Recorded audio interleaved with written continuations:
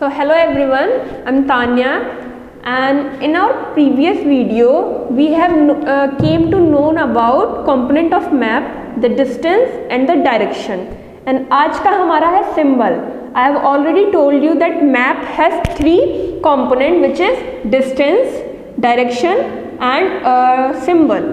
So distance direction हमने complete कर लिया है. आज का हमारा है सिंबल. ठीक है, तो आज हम पढ़ेंगे सिंबल की क्या सिंबल होता है, क्या इंपॉर्टेंस होता है सिंबल का.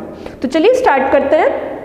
It is the third important component of a map. ये जो है मैप का थर्ड महत्वपूर्ण भाग या हिस्सा कह सकते हैं, कंपोनेंट है.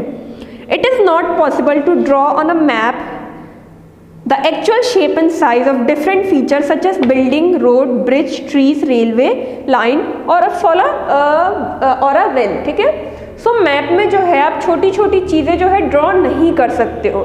ठीक है, एक स्पेसिफिक कोई रिवर, कोई ब्रिज, कोई कैनल आप ड्रॉ नहीं कर सकते हो, cause that would B hard. वो बहुत मुश्किल होगा, डिफिकल्ट होगा ड्रॉ करना छोटी छोटी चीज़ें, और मैप पे जो है पूरा मेस हो जाएगा, पूरा मेस्ड अप हो जाएगा.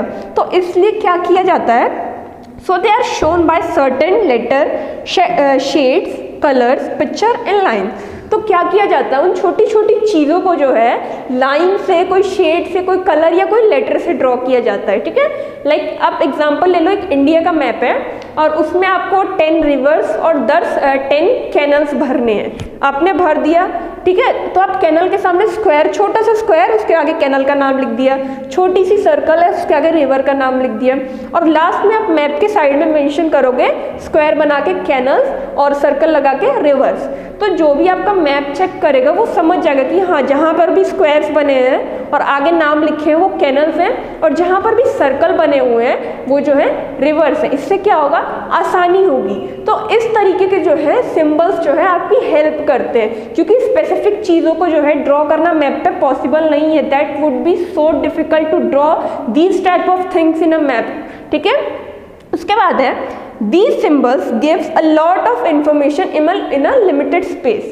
और छोटे से मैप में जो है ये जो सिंबल से काफ़ी ज़्यादा इंफॉर्मेशन प्रोवाइड करती है, काफ़ी ज़्यादा इंफॉर्मेशन जो है वो दे देती है. That's why symbol is important in a map after distance and direction. Next है आपका with the use of these symbols. In symbols की हेल्प से map can be drawn easily and are simple to read even if you don't know the language of an area and therefore cannot ask someone for directions. You can collect information from maps with the help of these symbols. सो अगर आपको किसी specific area की language नहीं पता या आपको नहीं पता उस एरिया के बारे में, तो आप जो है मैप की हेल्प ले सकते हो. ठीक है, नेक्स्ट लाइन आप देखोगे यहाँ पर जो है map have a universal language that can be understood by all. Map की जो लैंग्वेज होती है वो यूनिवर्सल होती है, उसे कोई भी समझ सकता है. तो अगर आप किसी स्पेसिफिक एरिया में हो जिसकी लैंग्वेज आपको नहीं पता, तो आई एम श्योर कि आपको प्रॉब्लम नहीं होगी इफ़ यू हैव मैप, क्योंकि मैप की लैंग्वेज जो है आप समझ जाओगे, वो अंडरस्टैंडेबल होती है. नेक्स्ट है आपका there is an international agreement regarding the use of these symbols.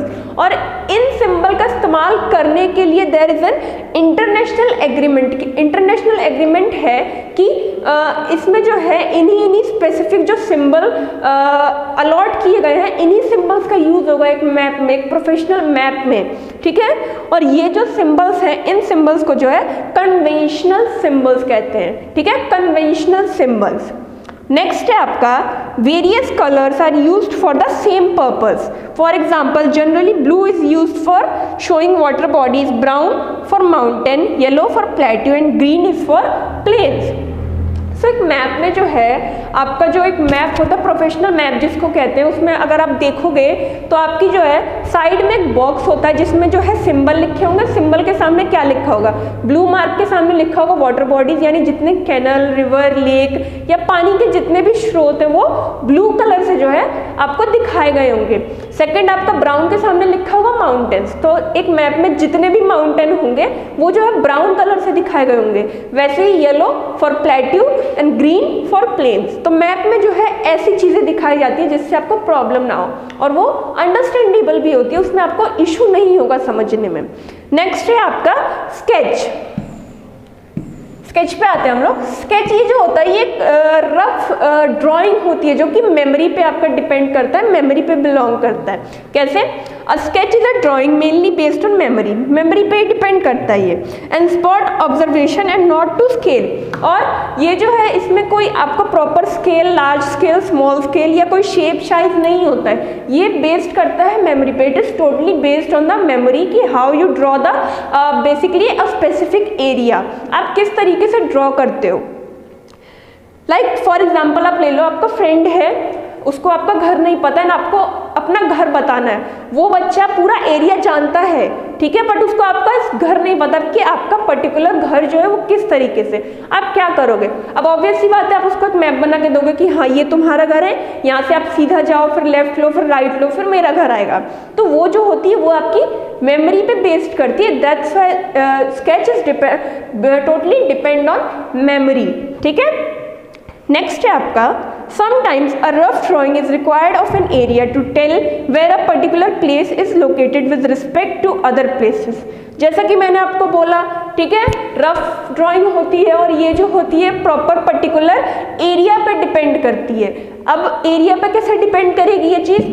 अगर आपको एरिया शो करना है, मान लो जैसा कि मैंने एग्जांपल दिया था, अब अगर आपको उस बच्चे को मैप बना के देना है तो आप कैसे दोगे? अब आप ये तो नहीं कहोगे कि हाँ आपके घर से आप सीधा जाइए, लेफ्ट जाइए, आप उसको कैसे शो करोगे कि आप स्ट्रेट जाइए, देन स्ट्रेटली आपको एक शॉप मिलेगी, वहाँ से यू टर्न लीजिए, वहाँ आपको मार्केट मिलेगा, वहाँ से देन लेफ्ट टर्न लीजिए, सिंपल ऐसे ही करोगे आप। तो that's how you tell him कि हाँ एग्जैक्टली उससे किस एरिया में आना है, तो that's how it works. Okay, second है आपका, लास्ट पॉइंट है आपका, suppose you want to go to your friend's house, जैसा कि मैंने एग्जाम्पल दिया, but you don't know the way your friend may make a rough map to show the way to his house. Such a rough drawing is drawn without scale and is called a sketch map।